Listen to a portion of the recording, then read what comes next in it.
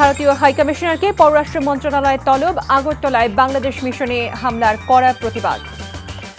দেশজুড়ে ব্যাপক প্রতিবাদ বিক্ষোভ, মিথ্যা প্রচারণা বন্ধের দাবি, ভারতীয় দূতাবাসে নিরাপত্তা জোরদার। জাতীয় ঐক্যের লক্ষ্যে রাজনৈতিক দলগুলোর সাথে প্রধান উপদেষ্টার বৈঠক কাল। সেবা খাতে 15 বছরে 1,500 কোটি টাকা ঘুষ, টিআইবি, পুলিশের গণহত্যার বিচারটা 71 ভাগ মানুষ জরিপের তথ্য।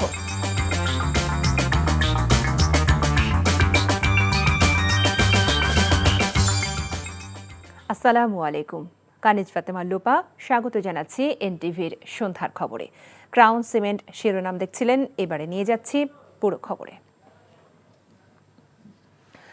আগরতলায় বাংলাদেশের সহকারী হাইকমিশনে হামলা, ভাঙচুর ও জাতীয় পতাকা অবমাননার ঘটনায় ঢাকায় নিযুক্ত ভারতীয় হাইকমিশনার প্রণয় ভার্মাকে তলব করে তীব্র নিন্দা ও প্রতিবাদ জানিয়েছে বাংলাদেশ। বিকেলে হাইকমিশনার পররাষ্ট্র মন্ত্রণালয়ের কর্মকর্তাদের সাথে সাক্ষাৎ করেন।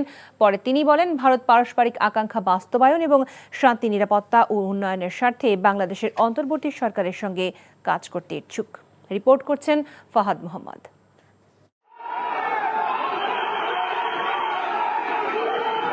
ভারতের আগরতলায় বাংলাদেশের সহকারী হাইকমিশনে হামলা চালিয়ে ভাঙচুর এবং বাংলাদেশের জাতীয় পতাকার অবমাননা করে ভারতীয়রা। এই ঘটনার প্রতিবাদ জানাতে ঢাকায় নিযুক্ত ভারতীয় হাইকমিশনার প্রণয় ভার্মাকে তলব করে পররাষ্ট্র মন্ত্রণালয়।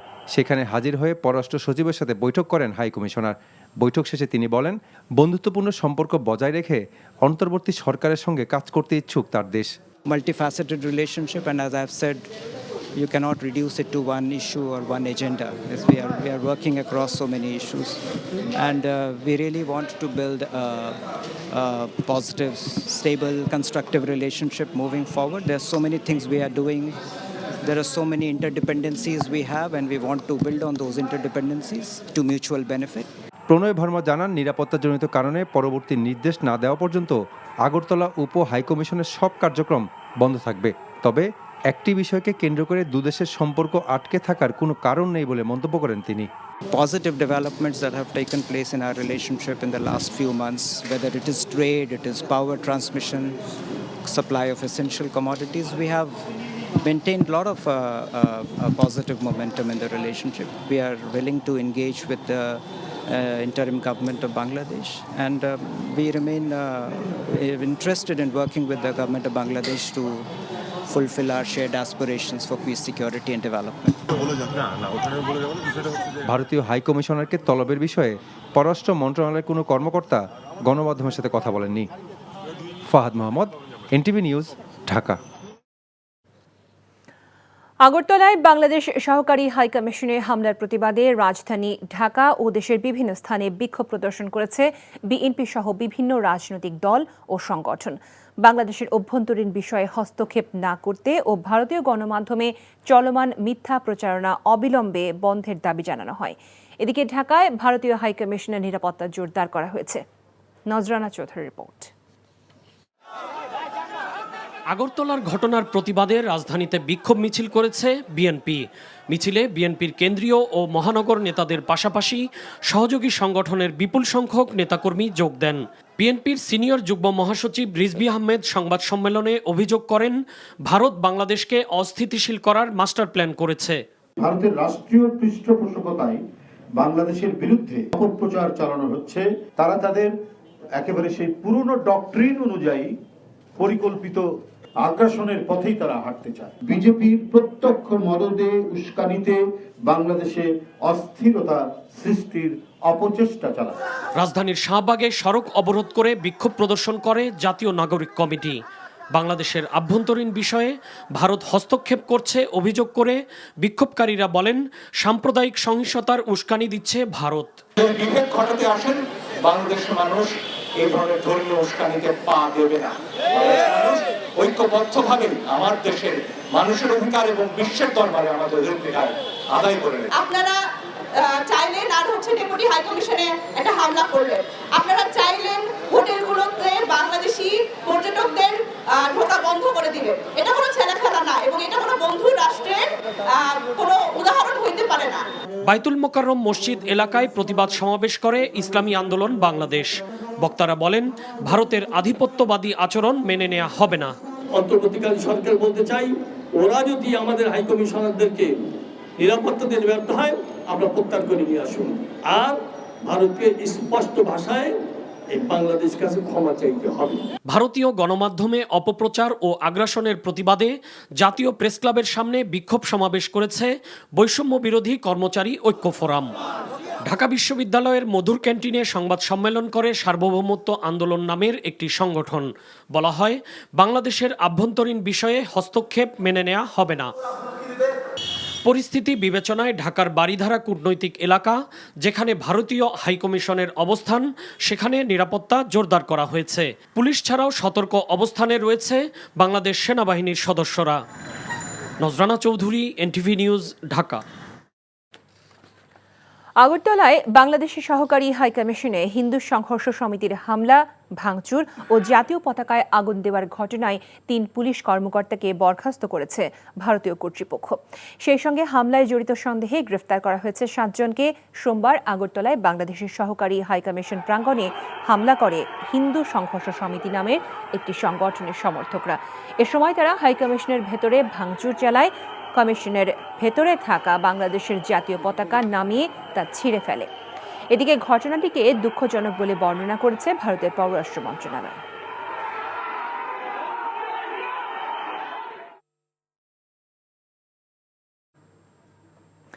ভারতের আগরতলায় বাংলাদেশ সহকারী হাইকমিশনে হামলার পর ব্রাহ্মণবাড়িয়ার আখাউড়া সীমান্তে নিরাপত্তা ব্যবস্থা জোরদার করেছে বিজিবি।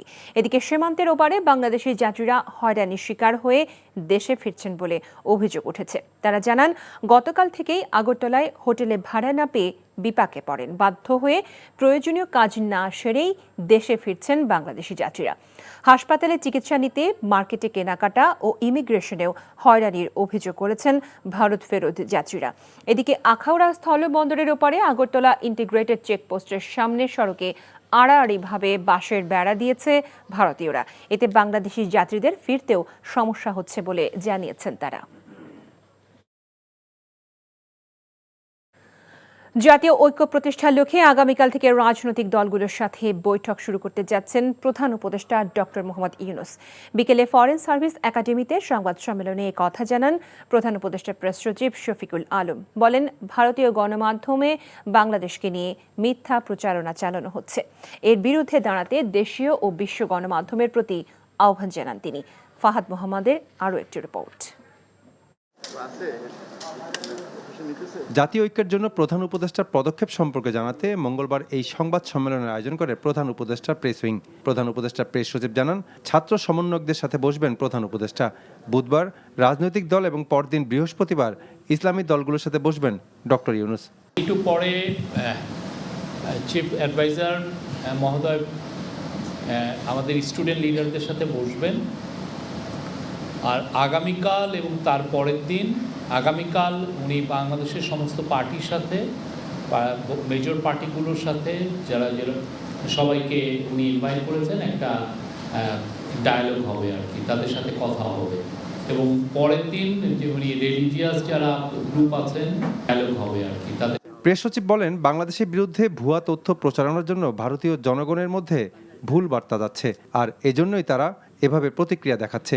এর জন্য ভারতীয় গণমাধ্যমকে দায়ী করে শফিকুল আলম এর বিরুদ্ধে এগিয়ে আসার জন্য দেশীয় ও বিশ্ব গণমাধ্যমের প্রতি আহ্বান জানান। বাংলাদেশকে নিয়ে যে মিস ইনফরমেশনের ক্যাম্পেইন হচ্ছে, তারই কিন্তু এটা রেজাল্ট। ওইখানে এক ধরনের মানে পুরো এইটাকে সামনে রেখে যে বাংলাদেশে এটা এক ধরনের ভয়ানক কিছু একটা হচ্ছে, তাকে রিয়াক্ট করতে যে এই লোকগুলো, মানে পুরো এটার জন্য আমি দায় চাপাবো ইন্ডিয়ান মিডিয়াকে। আমাদের জাতীয় ঐক্যটা এখানে খুব জরুরি, কারণ আমাদের দেশকে নিয়ে এক ধরনের মিস ইনফরমেশন ছড়ানো হচ্ছে। আমাদের দেশের ইমেজের একটা প্রশ্ন আছে এখানে। মিস ইনফরমেশন ক্যাম্পেইনের বিরুদ্ধে আমাদেরকে নামতে হবে। প্রেস সচিব আরও বলেন, ভারতের সাথে সুসম্পর্ক অবশ্যই বজায় থাকবে, তবে সেই সম্পর্ক হতে হবে ন্যায্যতা ও সমতার ভিত্তিতে। Fahad Mohammad, NTV news, Dhaka. জাতীয় ঐক্যের লক্ষ্যে সন্ধ্যায় প্রধান উপদেষ্টা ডক্টর মোহাম্মদ ইউনূস বৈষম্য বিরোধী ছাত্র আন্দোলন ও জাতীয় নাগরিক কমিটির নেতৃবৃন্দের সাথে বৈঠকে বসেছেন। প্রধান উপদেষ্টার বাসভবন যমুনায় কিছুক্ষণ আগে বৈঠক শুরু হয়েছে। বিষয়ে জানতে আমরা চলে যাচ্ছি স্টাফ করেসপন্ডেন্ট ইফতেখার রেজার কাছে। ইফতেখার, বৈঠক কখন শুরু হয়েছে এবং এ নিয়ে কি কি তথ্য আপনার কাছে আছে?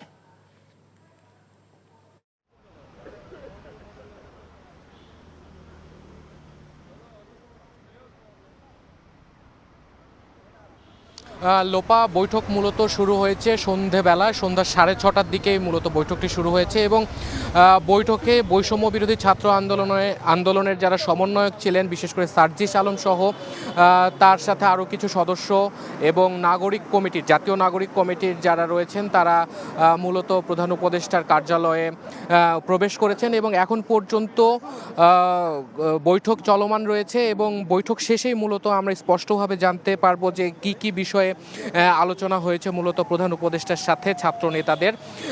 আমি এর সাথে জানিয়ে রাখতে চাই যে বর্তমানে চলমান যে বিষয়গুলো রয়েছে, যে ভারতীয় মিডিয়ায় বাংলাদেশ নিয়ে যে অপপ্রচারের যে বিষয়টি, সেই বিষয়টি উল্লেখযোগ্যভাবে চোখে পড়ার মতো। মূলত এই বিষয়টি নিয়ে বাংলাদেশ বেশ কিছুটা বিব্রত এবং আজ প্রধান উপদেষ্টার প্রেস সচিব তিনি শফিকুল আলম তিনি জানিয়েছেন যে বাংলাদেশি এবং আন্তর্জাতিক যে মিডিয়াগুলো রয়েছে সেই মিডিয়াগুলো যাতে এই অপপ্রচারের বিরুদ্ধে রুখে দাঁড়ায় বা যে সঠিক যে তথ্য সেই তথ্যটি যাতে তুলে ধরেন এবং প্রধান উপদেষ্টা যে জাতীয় ঐক্যের ডাক দিয়েছেন সেই জাতীয় ঐক্যের পথপরিক্রমায় হিসেবে আগামীকাল রাজনৈতিক দলগুলোর সাথে আলোচনায় বসবেন প্রধান উপদেষ্টা ডক্টর মোহাম্মদ ইউনূস এবং পরের দিন ইসলামী যে সংগঠন এবং ধর্মীয় যে নেতারা রয়েছেন তাদের সঙ্গেও তিনি জাতীয় ঐক্য বজায় রাখার জন্য বা ঐক্য আরও সুগঠিত করার জন্য মূলত আলোচনার বন্দোবস্ত করেছেন বা আলোচনার জন্য তিনি দাওয়াত করেছেন তাদেরকে। এবং আজ পররাষ্ট্র মন্ত্রণালয়ে ভারতীয় হাই কমিশনারকেও তলব করা হয়েছিল বাংলাদেশ নিয়ে ভারতের অবস্থান সম্পর্কে জানার জন্য। তো সেই জায়গা থেকে প্রণয় ভার্মা জানিয়েছেন যে ছোটোখাটো বা বিচ্ছিন্ন যে ঘটনাগুলো রয়েছে সেই ঘটনাগুলো থেকে মূলত আগামীতে সম্পর্কে তেমন কোনো বাধা সৃষ্টি হবে না বলে আজ পর্যন্ত তিনি আশ্বস্ত করেছেন বাংলাদেশকে। তো এই ছিল প্রধান উপদেষ্টার কার্যালয়ের সামনে থেকে সর্বশেষ তথ্য। জানছিলাম প্রধান উপদেষ্টার সাথে ছাত্র নেতাদের বৈঠকের খবর। আন্তর্জাতিক অপরাধ ট্রাইব্যুনালে শেখ হাসিনার চূড়ান্ত রায় দিলে তাকে ফিরিয়ে দিতে ভারতকে আনুষ্ঠানিকভাবে অনুরোধ করবে বলে জানিয়েছেন অন্তর্বর্তীকালীন সরকারের প্রধান উপদেষ্টা ডক্টর মোহাম্মদ ইউনূস। জাপান ভিত্তিক সংবাদ মাধ্যম নিক্কেই এশিয়াকে দেয়া সাক্ষাৎকারে শেখ হাসিনাকে ফিরিয়ে আনতে উভয় দেশের স্বাক্ষরিত একটি আন্তর্জাতিক আইনের কথা উল্লেখ করেন তিনি। বলেন, ভারত এ আইন মানতে বাধ্য থাকবে। প্রধান উপদেষ্টা আরও বলেন, হাসিনার 15 বছরের শাসনামলে দেশের শাসন কাঠামো পুরোপুরি ধ্বংস হয়ে গেছে। এখন তা পুনর্গঠনের কাজ করছে তার সরকার। নির্বাচন কখন হবে এমন প্রশ্নে প্রধান উপদেষ্টা বলেন, সংস্কার প্রক্রিয়ার ফলাফলের উপর নির্ভর করবে নির্বাচন অনুষ্ঠানের সময়। স্বৈরাচারী আওয়ামী লীগ সরকার ইচ্ছে করেই ভারতের কাছ থেকে পানির ন্যায্য হিস্যা আদায় করতে চায়নি অভিযোগ করে বিএনপির ভারপ্রাপ্ত চেয়ারম্যান তারেক রহমান বলেন, ক্ষমতায় এলে এই সমস্যার সমাধান করবে তার দল। বেসরকারি বিশ্ববিদ্যালয় শিক্ষার্থীদের সাথে বিএনপির রাষ্ট্র কাঠামো মেরামতের 31 দফা ও জনসম্পৃক্তি বিষয়ক কর্মশালা অনুষ্ঠানে ভার্চুয়ালি যুক্ত হয়ে তিনি এই মন্তব্য করেন। তারেক রহমান বলেন, দুর্নীতি দমনে বিএনপি দুদককে ক্ষমতায়ন করেছিল, অপরদিকে আওয়ামী লীগ সরকারি কর্মকর্তা কর্মচারীদের বিরুদ্ধে তদন্তের ক্ষেত্রে বিশেষ নিয়ম করে দুর্নীতিকে উৎসাহিত করেছে। বেকারত্ব কমাতে এবং যুগের সাথে মানানসই দক্ষ মানব সম্পদ তৈরিতে শিক্ষা ব্যবস্থা ঢেলে সাজানোর পরিকল্পনার কথাও জানান তিনি। বলেন, জনগণের অর্থনৈতিক অধিকার নিশ্চিতে সবার জন্য ফ্যামিলি কার্ড প্রদানের মাধ্যমে নিত্য প্রয়োজনীয় দ্রব্য সরবরাহ করা হবে।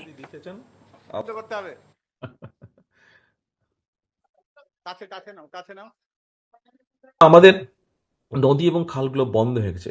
অল্প বৃষ্টি হলে ভারত ফট করে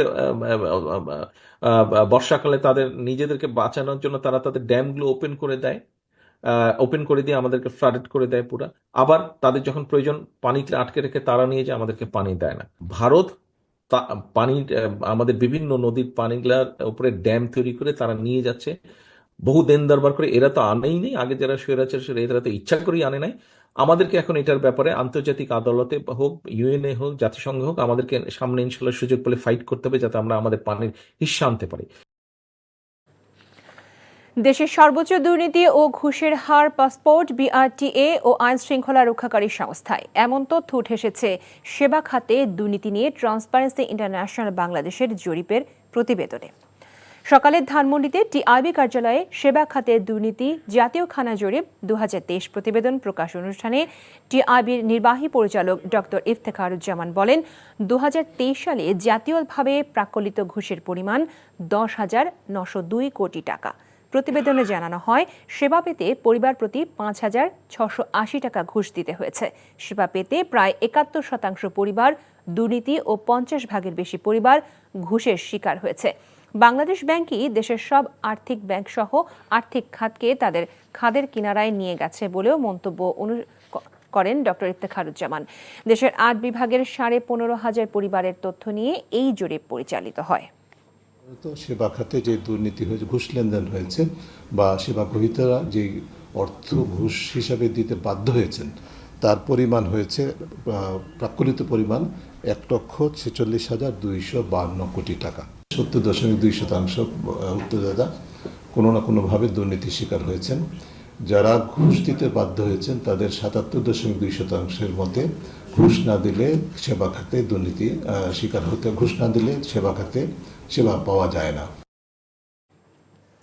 জুলাই আগস্ট গণঅভ্যুত্থানের সময় পুলিশের ভূমিকা ও গণহত্যার বিচার চান 71.5% মানুষ, আর পুলিশকে বিরোধী মত দমনের হাতিয়ার হিসেবে ব্যবহার চান না 89.5%।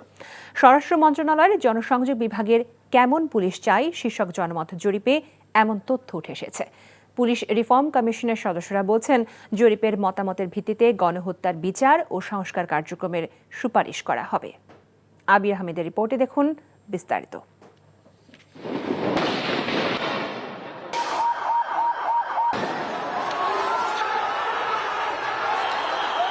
ছাত্র জনতার গণঅভ্যুত্থানে শিক্ষার্থী সহ সাধারণ মানুষের উপর নির্বিচারে গুলি চালায় পুলিশ। এতে হাজারেরও বেশি আন্দোলনকারী নিহত হন।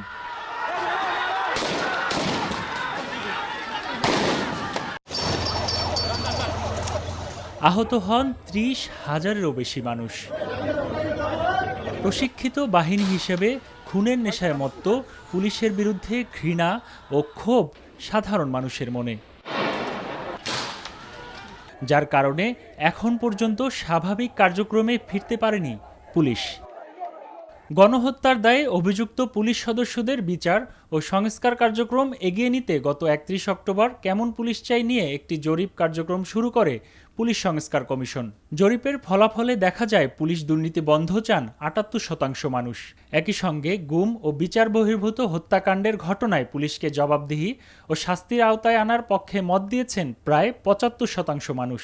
জরিপে 24,442 জন অংশ নেন। অপরাধের ধরন, আলামত, সাক্ষ্য প্রমাণ এবং সাধারণ মানুষের মতামতের ভিত্তিতেই পুলিশ সংস্কারের সুপারিশের কথা জানায় কমিশন। জনবান্ধব, জবাবদিহিমূলক, দুর্নীতিমুক্ত, রাজনৈতিক প্রভাবমুক্ত, আইনের প্রতি অনুগত।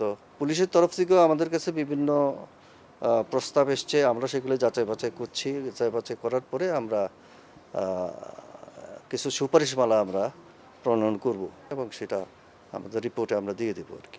পুলিশ যাতে পেশাদারিত্বের সাথে দায়িত্ব পালন করতে পারে সেজন্য প্রশিক্ষণে পরিবর্তন আনার প্রস্তাবও থাকবে বলে জানায় কমিশন।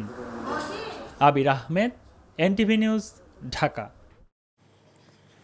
নির্বাচন কমিশন সচিবের পদ থেকে সরিয়ে দেওয়া হলো শফিউল আজিমকে। তার বিরুদ্ধে ক্ষমতার অপব্যবহার, দুর্নীতি ও প্রবাসী শ্রমিকদের নির্যাতনের অভিযোগ ছিল, যা নিয়ে এনটিভিতে সংবাদ সম্প্রচার হয়। জনপ্রশাসন মন্ত্রণালয় প্রজ্ঞাপনে জানানো হয়, শফিউল আজিমকে জনপ্রশাসন মন্ত্রণালয়ের বিশেষ ভারপ্রাপ্ত কর্মকর্তা করা হয়েছে। আলাদা প্রজ্ঞাপনে জানানো হয়, কমিশনের জাতীয় পরিচয়পত্র অনুবিভাগে নতুন মহাপরিচালক হয়েছেন অতিরিক্ত সচিব ASM হুমায়ুন কবির। গত 21শে মে বিমান বাংলাদেশ এয়ারলাইন্সের এমডি থেকে পদোন্নতি দিয়ে শফিউল আজিমকে নির্বাচন কমিশন সচিব করা হয়।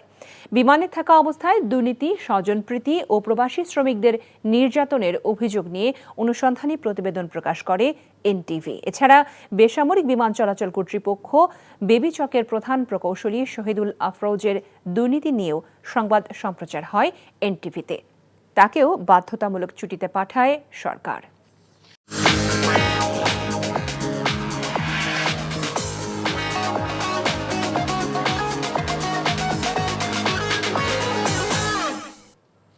নগদ নিবেদিত অর্থনীতির খবর। আর্থিক খাত সংস্কারে চলতি অর্থ বছরে ওয়ার্ল্ড ব্যাংক, আইএমএফ সহ দাতা সংস্থার কাছ থেকে $6 বিলিয়ন পাবার প্রত্যাশা করা হচ্ছে বলে জানিয়েছেন অর্থ উপদেষ্টা ডক্টর সালেউদ্দিন আহমেদ। সন্ধ্যায় সচিবালয়ে আইএমএফ মিশনের 13 সদস্যের একটি প্রতিনিধি দলের সাথে বৈঠক শেষে এই কথা জানান তিনি। আইএমএফ এর কাছ থেকে $4.7 বিলিয়ন ঋণের চতুর্থ কিস্তিতে $1.15 বিলিয়ন এ মাসেই মিলবে বলেও জানান উপদেষ্টা। শর্ত সাপেক্ষে 7 কিস্তিতে দেওয়া এই ঋণের প্রতি কিস্তি ছাড়ের আগে পর্যালোচনা করছে আইএমএফ। বাকি অর্থ আগামী ফেব্রুয়ারি বা মার্চে ছাড় করা হতে পারে বলেও জানান তিনি। অন্তর্বর্তী সরকারের আর্থিক খাত সংস্কার কার্যক্রমের সুফল দীর্ঘমেয়াদে পাওয়া যাবে বলেও প্রতিনিধি দলকে আশ্বস্ত করেন অর্থ উপদেষ্টা। অনেক কিছু রিফর্ম করতে হয়েছে ব্যাংকিং সেক্টরে, রেভিনিউ সেক্টরে, তবে এইগুলির জন্য ফান্ড লাগবে, তো বাইরের ফান্ড, এবং আমাদের ট্রেড ডেফিসিট যদি হয়, কারেন্ট অ্যাকাউন্ট ব্যালেন্স অবশ্যই ঠিক আছে, সেগুলোর জন্য ফান্ড লাগবে। এগুলো আমরা চাইবো, ওয়ার্ল্ড ব্যাংক অলরেডি চেয়েছি। আমরা এক্সপেক্ট করছি সর্বসকলে জানার ওয়াশিংটন ডিসিতে কথা বলে আসি, আবার $6 বিলিয়ন আমরা এক্সট্রা এক্সপেক্ট করছি নেক্সট জুনের মধ্যে। আমরা এক্সপেক্ট করছি ওরা যেটা আসছে মেইনলি এখনকার হলো রেভিনিউ সেক্টরটা দেখার জন্য, প্লাস ফিসক্যাল ডেফিসিট, আমাদের বাজেটের কি টার্গেট হবে, গ্রোথ আর ইনফ্লেশন, এইগুলোর জন্য। সামরিক চেতনাবোধকে সমুন্নত রেখে যে কোনো ধরনের চ্যালেঞ্জ গ্রহণের জন্য সব সময় প্রস্তুত থাকতে নবীন সেনা কর্মকর্তাদের প্রতি আহ্বান জানিয়েছেন সেনাবাহিনী প্রধান জেনারেল ওয়াকারুজ্জামান। চট্টগ্রামে বাংলাদেশ মিলিটারি একাডেমিতে 87তম বিএমএ দীর্ঘমেয়াদী ও 59 বিএমএ স্পেশাল কোর্সের অফিসার ক্যাডেটদের প্রতি রাষ্ট্রপতি কুচকাওয়াজ অনুষ্ঠানে এই আহ্বান জানান। সকালে বাংলাদেশ মিলিটারি একাডেমির প্যারেড গ্রাউন্ডে পৌঁছান সেনাপ্রধান, নবীন ক্যাডেটদের কুচকাওয়াজ পরিদর্শন করেন, পরে পুরস্কারপ্রাপ্ত ক্যাডেটদের হাতে স্মারক তুলে দেন। সোর্ড অফ অনার অর্জন করেন battalion senior under officer Abdullah Al Arafat. সেনাপ্রধান কমিশনপ্রাপ্ত কর্মকর্তাদের যে কোনো সিদ্ধান্ত গ্রহণের ক্ষেত্রে দেশপ্রেমকে সর্বোচ্চ গুরুত্ব দিয়ে সাহসিকতার সাথে সকল পরিস্থিতি মোকাবিলা করার আহ্বান জানান। সংবিধান সংস্কার নয়, পুনর্লিখনের দাবি জানিয়েছে জাতীয় নাগরিক কমিটি। সেই সাথে সংসদের মেয়াদ 4 বছর করার দাবি জানিয়েছে সংস্থাটি।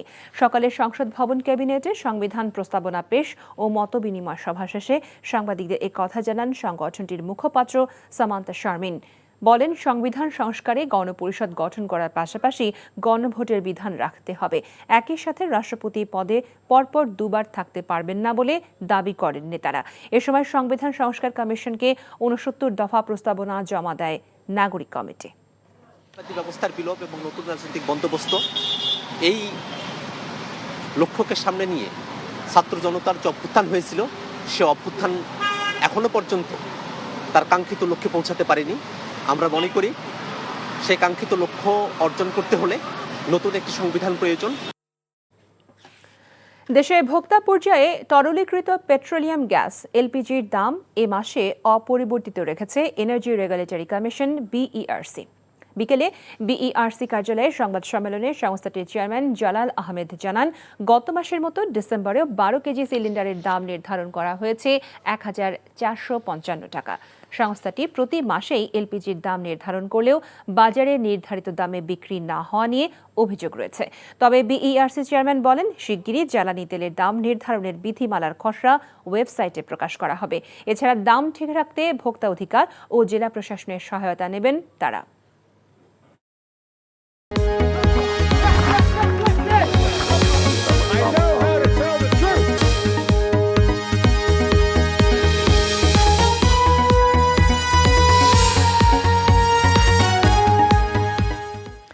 ইসলামী ব্যাংক আন্তর্জাতিক খবর। পশ্চিমবঙ্গের মুখ্যমন্ত্রী মমতা বন্দ্যোপাধ্যায় জাতিসংঘের শান্তিরক্ষীদের ভূমিকা সম্পর্কে পুরোপুরি বোঝেন না বলে মন্তব্য করেছেন ভারতের বিরোধী দল কংগ্রেসের সদস্য Shashi Tharoor. Press trust of ইন্ডিয়াকে দেওয়া সাক্ষাৎকারে এমন মন্তব্য করেন তিনি।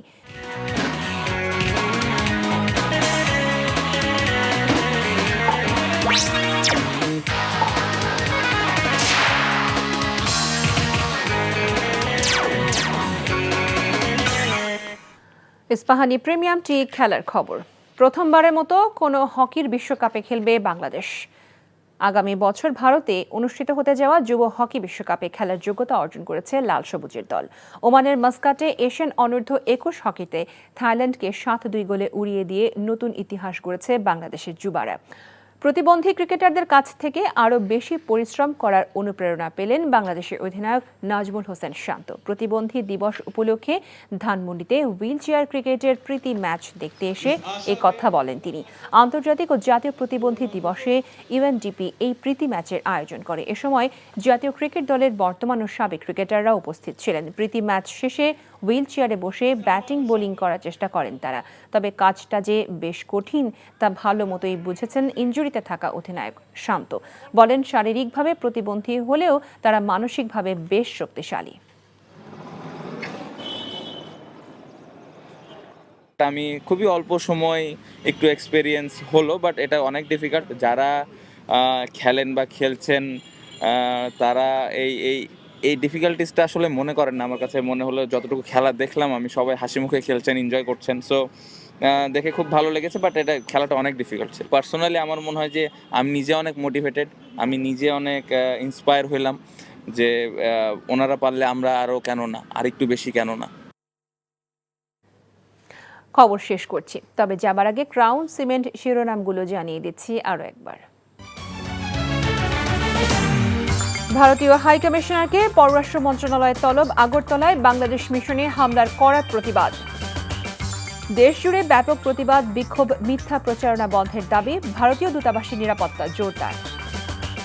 জাতীয় ঐক্যের লক্ষ্যে রাজনৈতিক দলগুলোর সাথে প্রধান উপদেষ্টার বৈঠক কাল। সেবা খাতে 15 বছরে 1,500 কোটি টাকা ঘুষ। টিআইবি পুলিশের গণহত্যার বিচার চায় 71% মানুষ, জরিপের তথ্য।